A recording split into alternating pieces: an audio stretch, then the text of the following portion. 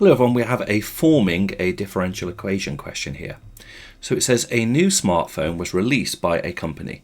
The company monitored the total number of phones sold n at time t days after the phone was released.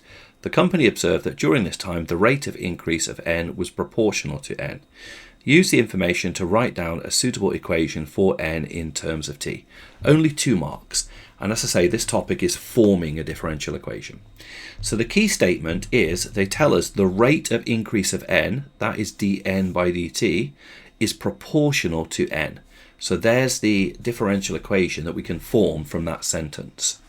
So we now introduce a constant of proportionality to change it into an equation. So dn dt equals k times n.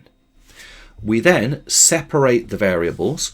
So we put the integral sign, we divide by the n to get everything to do with n on one side, times by the dt, so we've got everything to do with dt on the other side. So integrating 1 over n becomes ln of mod n. Integrating the right hand side becomes kt add c. And remember that we don't need to add a c to both sides of the equation, you can only just add it to 1.